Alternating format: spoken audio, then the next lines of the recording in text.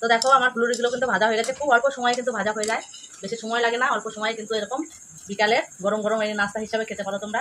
আবার এটা কিন্তু ঠান্ডা করে কিন্তু 2-3 দিন বয়মে ভরে রেখেও কিন্তু খেতে পারো, এটা কিন্তু নষ্ট হবে না, কোনো ক্ষতিও নেই। নমস্কার বন্ধুরা, বাকি চ্যানেল ভিলেজ ফুডে সবাইকে স্বাগত। চলে এসেছি আজকে একটা সুন্দর রেসিপি নিয়ে। আজকে আমি বানাবো পাকা কলা দিয়ে আজকে কলার ফুলুরিতে। কীভাবে বানাচ্ছি, কী দিয়ে বানাচ্ছি আপনারা দেখতে থাকুন।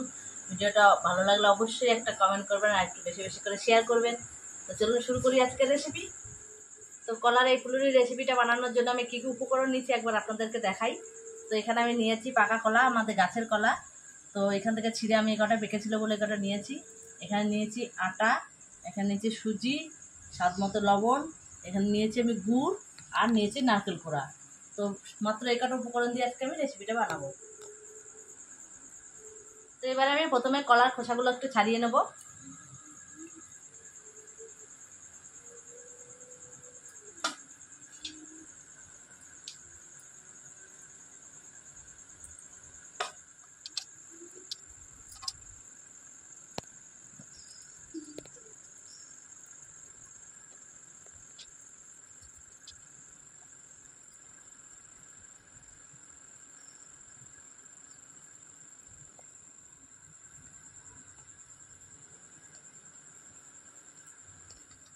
সবগুলো কলা আমার ছাড়ানো হয়ে গেছে। এবারে হাতের মাধ্যমে কলাগুলো কিন্তু আমি একটু গলিয়ে নেব। তো তোমরা চাইলে কিন্তু এখানে মিক্সিতে পেস্ট করে নিতে পারো।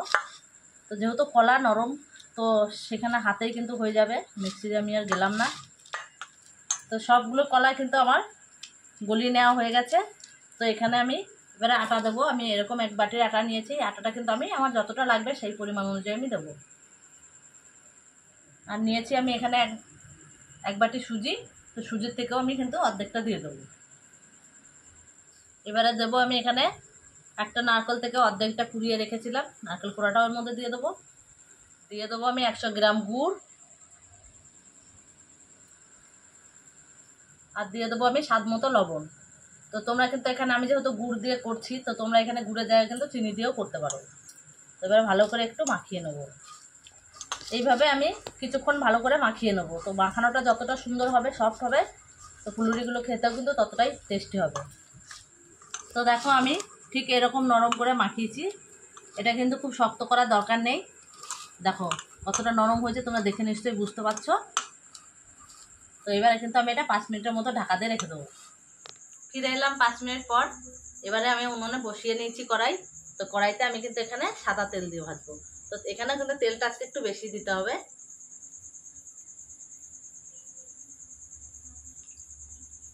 তেলটা একটু ভালো করে গরম করে নেব। তো আমার তেলটা ঠিকঠাক গরম হয়েছে কিনা সেটা বোঝার জন্য আমি কিন্তু এখান থেকে অল্প করে নিয়ে আমি তেলে দিয়ে দেখব। তো দেখো বুঝতেই পারছো যে আমার তেলটা কিন্তু ঠিকঠাক গরম হয়ে গেছে। এবারে এখান থেকে কিছুটা হাতের মুঠোতে নিয়ে এমনি করে একটু লম্বা করে আমি ঠিক এইভাবে দিয়ে দেবো।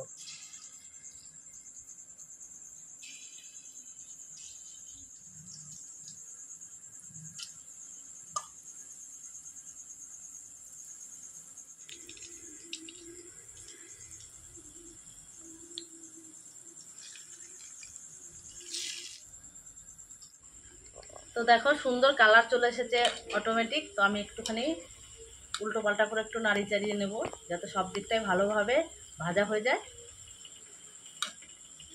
তো দেখো আমার সুন্দর করে ভাজা হয়ে গেছে। এবারে কিন্তু আমি তুলে নেব। ভালো করে তেল ঝরিয়ে নিয়েছি, এবারে আমি নামিয়ে দেবো। তো একইভাবে কিন্তু আমি আবারও ভেজে নেব।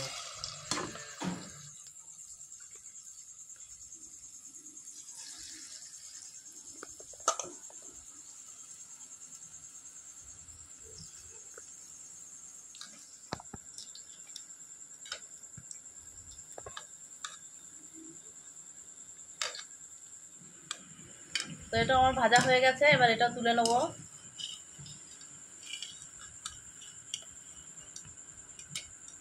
এবার ভালো করে তেল ঝরিয়ে নেবো একটু।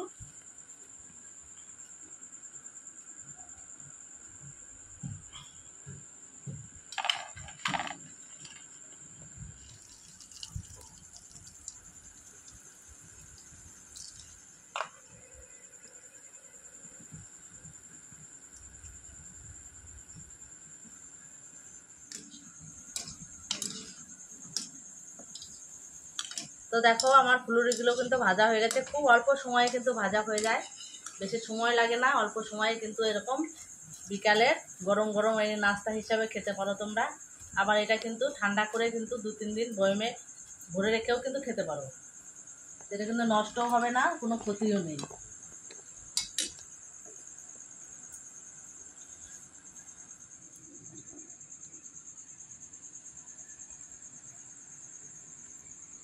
তো এই ফুলুরিগুলো কেমন খেতে হয়েছে টেস্টটা বোঝার জন্য আমরা মা বেটা এখন একটু খেয়ে দেখি।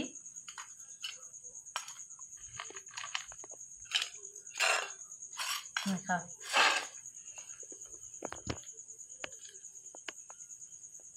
একটু গরম আছে তো, ঠান্ডা হলে আরো খেতে ভালো লাগবে। ভালো লাগছে, ভালো লাগছে বল। তাহলে বন্ধুরা আমার ছেলের মুখে তো শুনে নিলে কেমন হয়েছে, তো তোমরা একবার বাড়িতে বানিয়ে খাবে, দেখবে খুব ভালো লাগবে। তো আজকে আমার রেসিপিটা ভালো লাগলে অবশ্যই একটা কমেন্ট করে জানাবে, আর একটু বেশি বেশি করে শেয়ার করবে, আর একটা লাইক অবশ্যই করবে। আর এরকম নতুন নতুন রেসিপি পেতে হলে চ্যানেলটাকে সাবস্ক্রাইব করে পাশে থাকবে। আবারও ফিরে আসবো অন্য কোনো সময় অন্য কোনো রেসিপি নিয়ে। ততক্ষণ ভালো থাকবে, সুস্থ থাকবে, সাবধানে।